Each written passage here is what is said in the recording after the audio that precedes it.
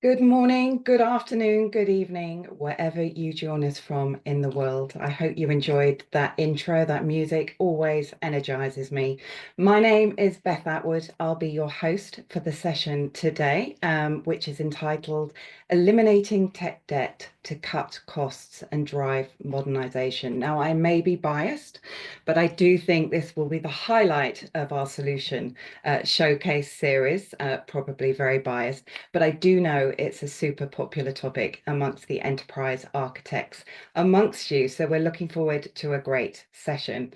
We do encourage you to ask questions throughout the session. Please see the Q&A button at the bottom of your module. If you click on that, you can ask questions. We have a team of technicians and practitioners backstage who are feverishly answering your questions through the course of it. We will do some live Q&A at the end of the session as well. If we don't get to your question, then rest assured we will reach out and give you the answer one-to-one. Just to let you know that today's session is being recorded. You will be given a copy of the recording after the session is completed. Also at the bottom of your module, you will see a resources button, and we've uploaded some resources around tech debt that you can also peruse through.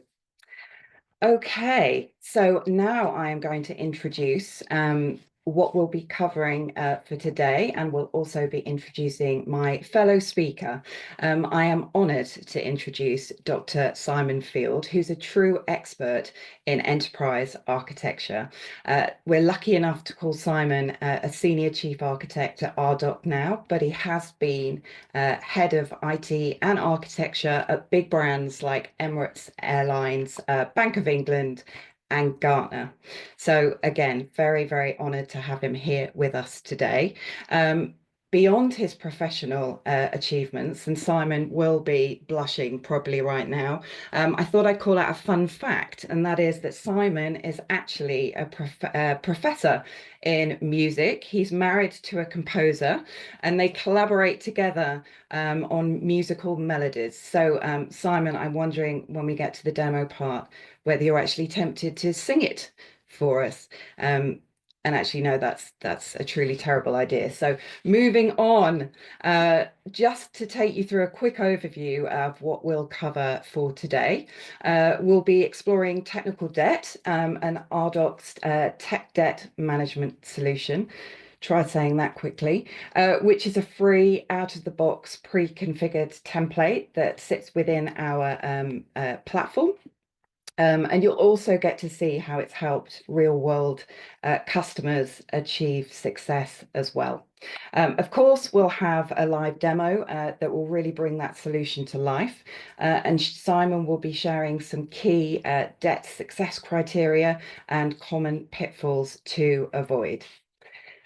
So before I hand over to Simon, we'd love to get a bit of feedback from you guys. We'd like to now ask a poll. So you'll see some answers on your screen. What is your organization's biggest challenge when it comes to managing technical debt? So if you could please work through the questions. We have, oh gosh, I can see all of them coming in live now.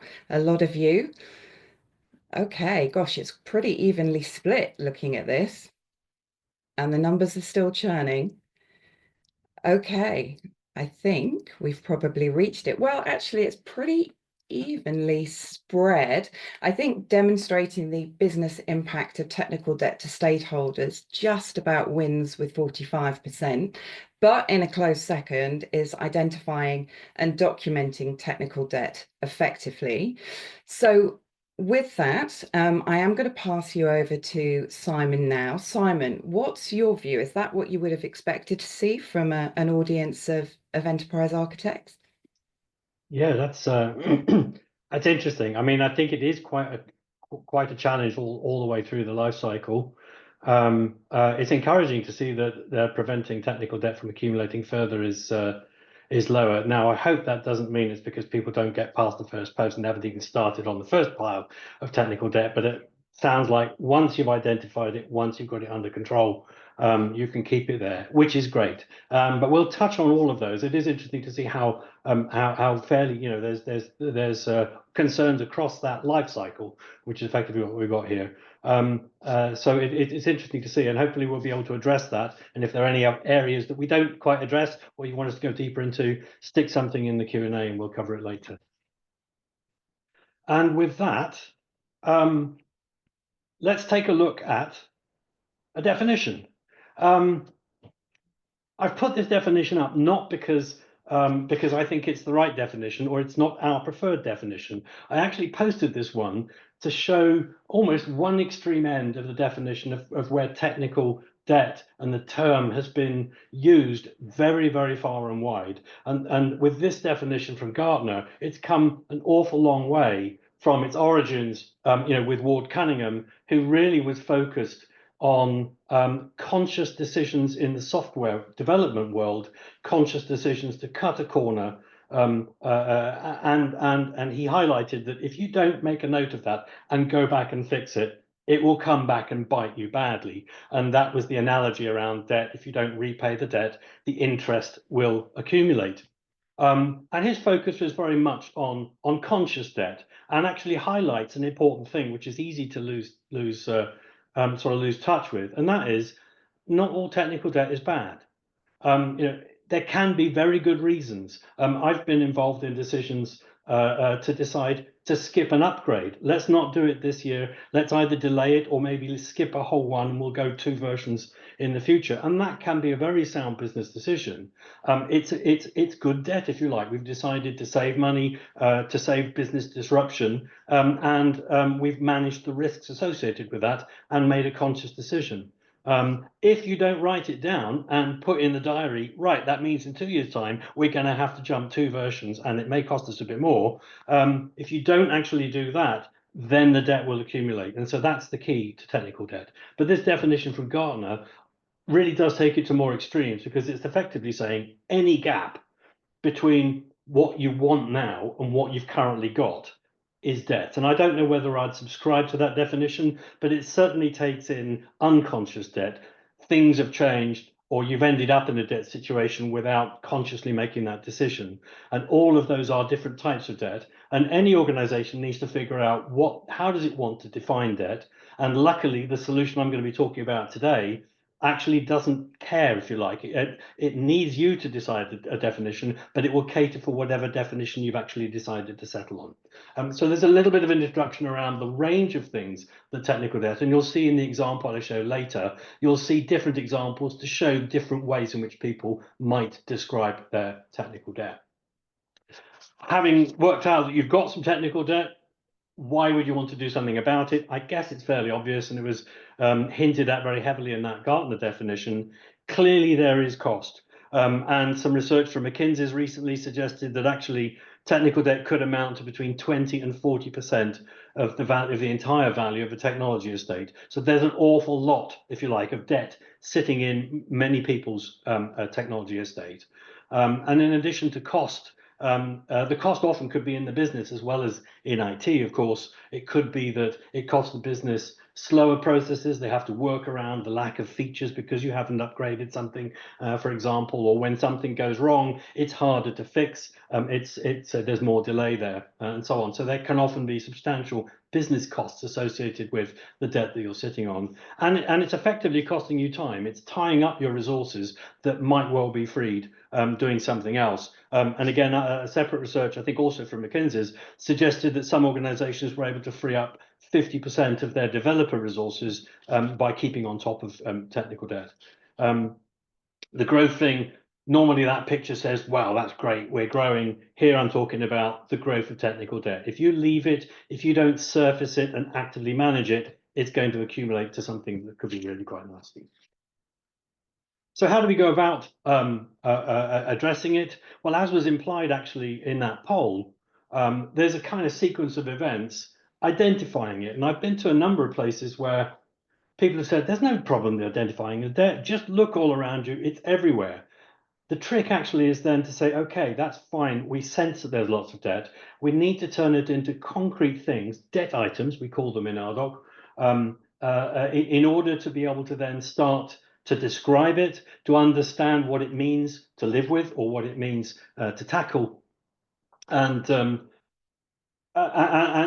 once you've actually managed to start making it concrete, you can begin the work of prioritizing it using various visualization tools. We're going to see all of these in the demo, so I won't dwell on them now, but it's no good just prioritizing it and maintaining it as a list somewhere. I've seen lots of debt registers sitting in spreadsheets that people are very proud of. You have to actually do something about it. You've got to action it. You've got to nudge people, and that again, we'll see some of that in the Ardoq solution in the demo fairly shortly. So going through these steps, I'll just dwell a little bit on this one because this actually, I'm mainly going to focus today on our technical debt management solution in Ardoq. But if you've been following these webinars this week, you'll be aware that there's a large number of different solutions and they all link together. And actually, the solution I'm focusing on really is about documenting and prioritizing and describing and then actioning the debt. Discovery is an interesting topic in itself, and there's a variety of solutions that might actually help you tackle that discovery. The little screenshot here is actually from our technology portfolio management solution, where we're actually identifying servers in this case that are out of support. So it's looking at the technology catalog, different versions of server operating systems, and the servers, the physical servers that those things are deployed to, some in the cloud, some on-prem, and we've pulled in using an integration that's available as part of Ardoq, the integration from ITpedia that allows you to automatically pull in the support dates of software, and it also actually allows you to pull in vulnerabilities as well. So that's a good source of technical debt if you've modeled your estate and if you've implemented that that kind of level of detail in your knowledge graph, and that's one of the solutions that it out of the box allows you to do that. Others might rest with people, and there might be knowledge that's in people's heads. And in fact, when we've run workshops with customers on technical debt, although yes, you can maybe automatically identify when something's out, application rationalization might help you identify where there's duplication of applications, which is another form of debt. A lot of the debt is in people's heads. It's in the development teams, it's in the business owners. They know about it, but it's not necessarily well articulated. And so the workshops we've had have suggested that the most common way of identifying that debt actually is workshops. It's architecture reviews, it's evaluations and health checks of systems, and then the debt, if you like, comes out of the woodwork. And maybe you're not surprised to learn that that we're working on some future solutions to give even more support for those kinds of architecture reviews. So watch this space. But there is among the resources here a linked article which gives you a good idea of how to run those kind of review workshops and health check workshops in order to pull out the debt. Having identified it, you need to be able to describe it in different ways. We've borrowed, if you like, or we've leveraged a lot of the advice that's out there and different models. I don't think there's any one simple single solution to describing technical debt. So we borrowed a few different techniques. There's quite a well published and used method called SQALE, SQALE. We've borrowed some ideas from that. And we've also made use of a Gartner method. That's the little example that's here. And we'll see that live in the demo a little bit later, called PAID, Plan, Address, Ignore, and Delay. And Gartner take a view of debt that makes it look a little bit more like a risk. But the two methods together with some other metrics are actually, I think, a very good way of helping you to prioritize it by looking at the debt from different perspectives. There's often not a single perspective that will tell you what to do with it. And then, of course, as I've mentioned before, having identified it, you need to understand what the risks are associated with it, but ultimately you need to actually do something about it. And again, we'll see that the solution that we've got will help you actually track it and will nudge you if you said, oh, I'm not going to deal with that for now. It won't let you get away with that scot-free. So actually, let's now jump into the demo. So I just need to switch across to the Ardoq platform. Hopefully everyone can see that view. I'm starting here now on one of the Ardoq surveys. It's effectively a form. You can automate the sending out and the distribution of surveys to key stakeholders, but in this case, I'm almost using it actually as the vehicle to be able to review a backlog. You can see in this little demo example, we've got a pile of debt already documented. Some of it's quite old by the looks of things. And this would be the survey. I can either add a new item to the backlog, but to save time, we'll just jump into one that's already been filled out, because I just want to introduce you to some of the design philosophy as it's exhibited here. This would be a survey that you might well open up in a workshop. So you've got a bunch of people perhaps reviewing a particular architecture, and you're identifying maybe debt items that need to be addressed. And you would use this each time you come across one to add an item to that backlog. And then we'll see how you might go back and prioritize it to decide whether you really need to do something about it or not. So you've got some descriptive information here, little AI smart there that can even generate it for you automatically if you like. And you can see here that one of the first things we're asking you to do is to classify the type of debt item that it is. We're using a quality model. We recommend you use a standardized quality model. We provide an Ardoq one for you as part of the solution. We also actually provide you out of the box an ISO standard quality model as well. So you can choose which one, or you can implement your own. There's a lot of flexibility here to allow you to do it as you like. And this particular one is affecting the reliability. It's about a server being out of support. And here you can see the range of things that, again, out of the box, we've concluded that technical debt items might link to. It's not just applications. It might be the infrastructure, the modules inside the applications, or the infrastructure, software and hardware that the application relies on. It could be a cloud service that we're on an old version of, or we don't have enough resources to support. It could be, in this case, it's hardware on an on-prem in our data center. And we're saying that these particular servers are impacted, are the things that are directly impacted by the debt. If you haven't modeled your estate to this degree of detail, then of course you can tailor this survey to fit just the things that you are actually modeling your estate for. And many of our customers just go down to the application layer, for example. But you can be more specific about the debt if you wish.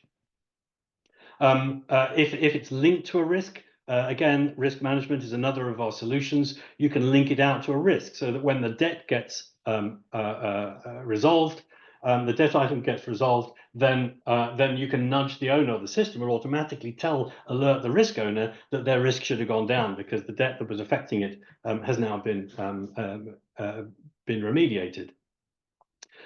Here's where we're asking some of the questions that turn up both in the Gartner and the SQALE model. What's the cost of living with this debt? And we chose not to ask for a number. One of the big concerns, and you can see at the bottom here, we've got the same thing about the cost of fixing it. These are two useful numbers. How much does it cost to live with? How much would it cost us to fix? You could, of course, just have how many dollars and put in a number. One big concern I have is that you don't want here to start a project that says, let's go and work out how much it would cost to fix. And you're going to spend 6 months doing that investigation. This is a t-shirt size exercise. So we're just asking you from a list to say, look, how painful is it right now? Is it just a minor inconvenience? Or is it actually we're having to hire a whole person to overcome the debt? Or even worse. So you're just doing a t-shirt size, and then behind the scenes, the system will turn that into a number using a simple algorithm, which of course you can configure. And here are the inputs for that Gartner model. As I said, they treat it more like a risk. So should the unthinkable happen, how bad is it really going to be? On a scale of 1 to 5, that's a Gartner model for you. And what's the likelihood of that happening? So very risk-like in terms of looking at. So we're capturing that information on this form, and you could distribute this to all your different teams and have them all capture into a common log. And of course, you can still filter if you've got lots here. You can filter out and only find the security ones, for example, if you want. Now I'm going to jump to a presentation in Ardoq. This is what we call an Ardoq presentation. It allows you to piece together, maybe a bit like PowerPoint, a set of slides that are different visualizations. They could be reports, a dashboard here. We're going to see some bubble charts in a minute. But unlike unlike a PowerPoint slide deck, these are active, these are live. So I'm actually, when I click on one of these slides, I'm jumping to that view with the live data in my architecture repository, pulling in all the information that's in that knowledge graph that sits behind it in Ardoq. So they're not really like slides in many respects. It's more a way of just capturing and being able to tell a story. And I guess while I'm on the subject of these things, what's really nice is that if I like, I can actually, if I allow this as permissions based, I can actually package that presentation, that series of slides, send it to people who are not normally Ardoq customers within my users within my organization, and they get that storyboard sent to them as a URL, which they can open up and walk through the story I'm trying to tell them. So it's a great way. If only I'd had that available to me when I was running an ARB, for example, we would have saved an awful lot of time having that story in front of everybody. Really useful mechanism. Here I'm using that presentation just to view these, to jump from one view to another in the tool itself, which is what I've got open here in the middle. And we can see I'm starting off on our out-of-the-box technical debt dashboard. All of these widgets are configurable, so you can move them around and change them if you don't like the way we've set it up. But you can see right from the beginning, our emphasis here is on what's the business impact of debt. Here's which are the business capabilities that are impacted ultimately by debt. Which are the actual applications? And if I like, I can drill into that. It just says there's 24, but now I can drill into the report that sits behind that number and see from it. So I'm standing now from the applications, not from the debt items, looking back, and I can see that our poor product D web portal, whatever that is actually impacted by 3 different debt items altogether. So that's in a rather sorry state. And I can see who the owner is, and the assets that are affected by it, and the types of debt that are involved there. So I can drill in. This is a very interactive thing. I can drill into these widgets if I want to go into more detail. I can see that one of my debt items is linked to an active risk, a live risk. I can see that some of the debt, most of the debt is on applications, more than 2/3, but I've got a fair amount of debt on servers. We saw that just now, and some databases affected by debt as well. And I can cut that cake differently, looking by the quality model, the types of debt that I've got. And again, I could drill into these segments if I wanted to, in order to get a bit more detail, for example, about the security debt. And here now is the report that sits behind that tells me who is impacted, which applications, and indeed the risks that are impacted by that debt item. And I can even move across and see the total cost of those ones that I've just selected there. So let's assume that we've actually got some, actually one thing I was going to highlight here is this is the debt that I'm doing something about, and it looks pretty sorry. I've only got 10 debt items here, but 10 live ones here, but 3 of them I've chosen to do something about, and 10 and the other 7 I haven't. And so let's go back and actually fix that a little bit and take some action. And let's imagine that we've got funding to be able to, or resources to be able to do something about one of them. So I'm going to jump now to a bubble chart visualization. We're going to see a bit of this style of visualization because when you're in a prioritization exercise, this is a very nice way of visualizing stuff. You've got available to you effectively 4 dimensions. You've obviously got the X and Y. In this case, it's that Gartner paid model. So we're looking at the probability or likelihood of things going wrong through this debt item. And then on the y-axis, the impact, how bad could it get if it does go wrong?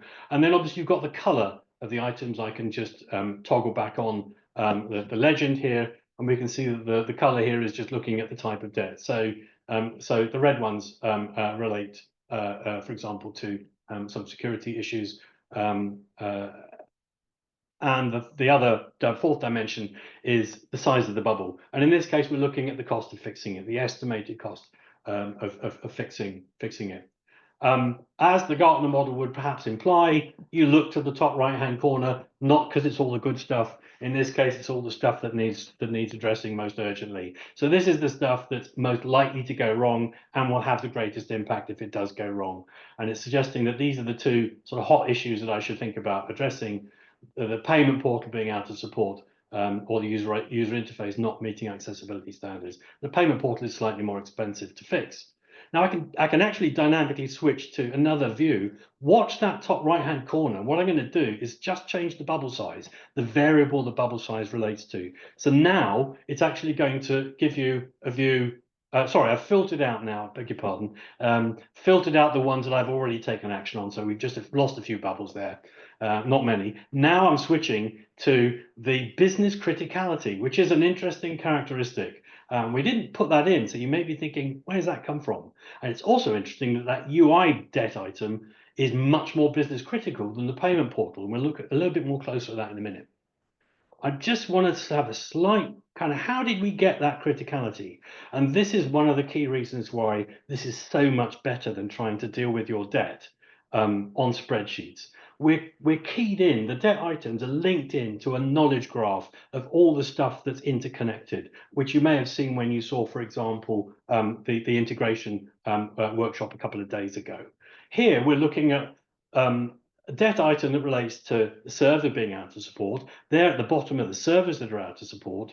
But of course, they're not on their own business critical. It's the applications that sit on top of them that are supported by them that is business critical. So to get that total criticality, Ardoq has kind of followed the graph from the debt item to the server, and there might have been intervening operating systems, database management systems, and other supporting infrastructure until eventually it follows the graph as far as it needs to get to those business applications, picks up the criticality of them, and then combines them. So I can see that although these are lowly servers that maybe most of my business colleagues don't know about, let alone care about, they do care about the business applications. And that's where we're measuring that business criticality. So that's how we get to that bubble size here. I'll just quickly look, I know we're running a little bit out of time for the demo, but I'll quickly look at some of the other visualizations. This is really inspired by that SQALE method, and it's looking much more at comparing the cost of living with it and the cost of fixing it. Different perspective on debt, but you might find some very low-hanging fruit. Look at this one here, lack of testing environment. It would appear to be costing the organization $100,000 a year, yet it would only cost less than $10,000 to fix. There's an obvious business case to be made here. So you might find some very low-hanging fruit. Even that big one in the top right-hand corner, it's obviously a major project. Probably there's a 0 or 2 missing from that in terms of the cost of moving analytics to a data lake. But again, the pain is actually greater than the cost of fixing it. So there's probably a business case. So this is another useful and interesting perspective. And just to show you again, different ways of looking at this stuff.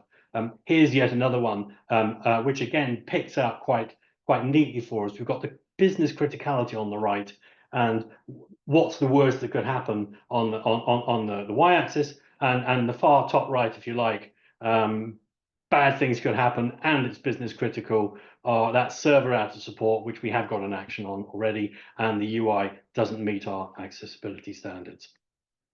If I jump now back to a report, just to kind of complete this analysis as quickly as I can, we can actually, sometimes tabular reports are really, really useful, old-fashioned though they may seem to be. And if we actually look at that reliability one, which surprised us a bit that it wasn't terribly business critical, we can now see why, because that payment portal out of support is actually pointing to an old customer payment portal, which we're phasing out, which is why it's not as business critical. Whereas the usability problem, it does affect that same portal, but it affects all of the product web portals as well. So that's the one we probably should be prioritizing and taking some action on. I'm just going to very quickly jump into another survey. It's a nice simple one, but it allows me to pick up that particular debt item. The UI doesn't meet accessibility standards. It just summarizes the information there. It tells me that recommended debt action is address. I can choose between those 4 paid options. I could even, if a miracle had happened, mark it as being remediated. If I say I'm going to delay it, it doesn't let me off the hook that easily. You can see now it says, fine, you're going to delay it. Give me a date. When are you going to revisit it? And the system will automatically nudge me when that day arrives and forces me to go back and come up with another view. And hopefully this time I'll address it, or at least start planning to address it. Similarly, if I choose address, it's going to say, okay, that's great. Put your money where your mouth is. What's the initiative? If you haven't got one already, you can create one here and now. I'm going to just point to one that already exists. I know there's a debt reduction program in our initiatives. I'll choose that one, and now I can submit that and say, great, we've actually going to add that to that program. And you can see now that that's now got a debt action that's been updated. I'm going to squeeze in, if I may, before Beth starts shooting at me, one more picture. So we've seen we started with a general bird's eye view of the debt. We zoomed in order to prioritize something. We chose one for action. We've marked it down for action. I can't really show you, unfortunately, we haven't got time to show you everything. So the workflow, the automated nudging, if that debt item gets resolved, as I've mentioned, then we'll go back to things like risk owners and say, hey, this has been remediated now. So there's some very nice linkage between the different solutions that we've got here. But you also want to be able to keep track of the whole thing. This is more like your metrics dashboard. So it's slightly different from the other one.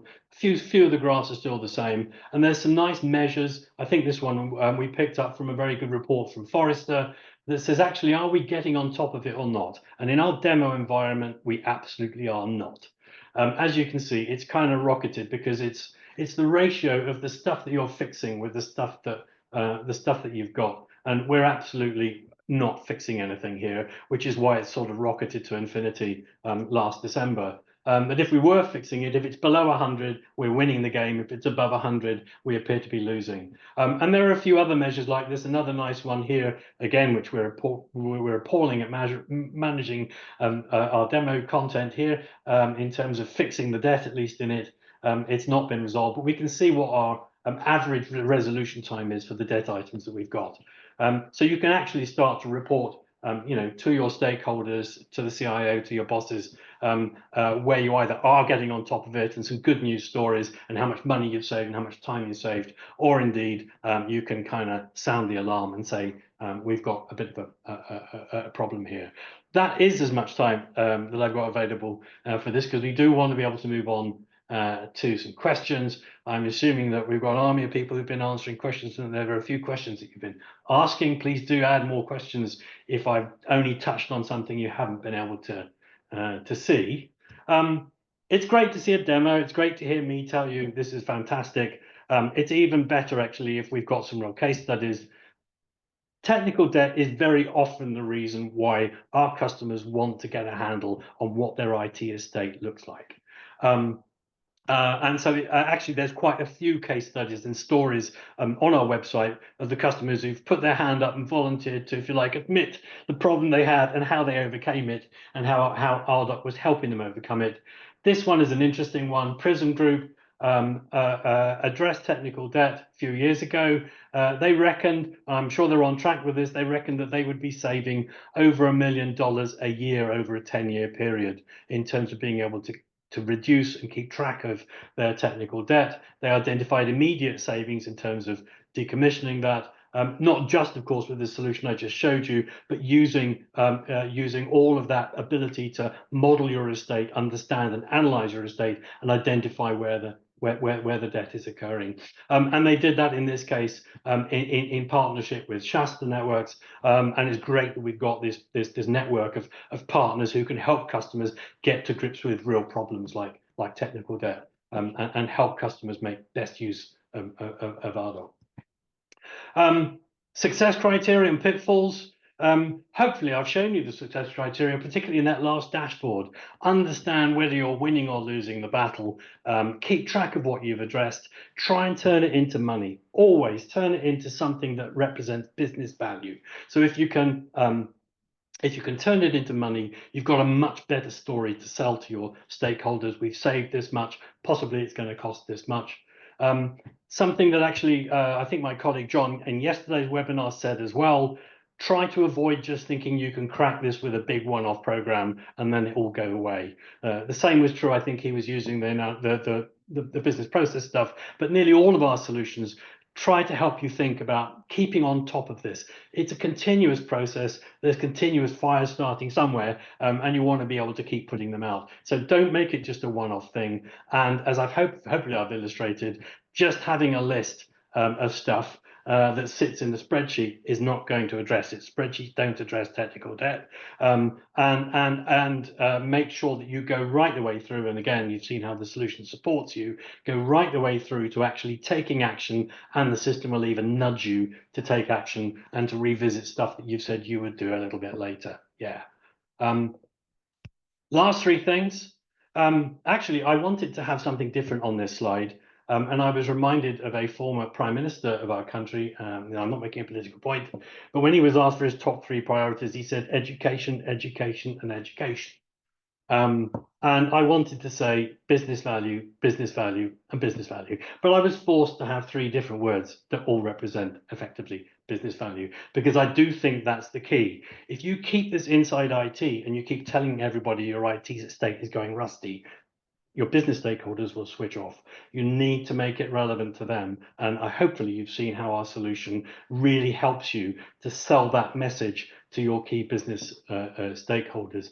Understand it, put yourself in their shoes, think about how they would like to see it. Remember that not all debt is bad, but debt that's not written down, not identified, is always going to be bad. Think about cost much more widely than the cost inside your IT organization. Some of that cost may be be incurred in business units and in your business operations. And lastly, you don't want to end up sounding like Eeyore, being the bringer of doom and gloom. If you do sound like Eeyore, all of your friends in the 100-acre woods are going to disown you, and they'll stop listening to you. And it's a big danger with technical debt. So you kind of find ways of seeing the glass half full, to switch my analogies a little bit.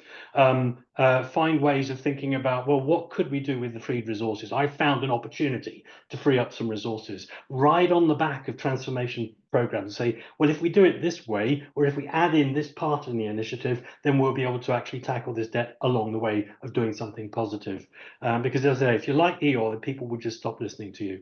And if those British cultural references, if you're too old or too young, sorry, for those British cultural references, then maybe your AI assistant can probably help you if you just Google 100-acre woods or Eeyore, or ask your boss, who might well be old enough to know those references.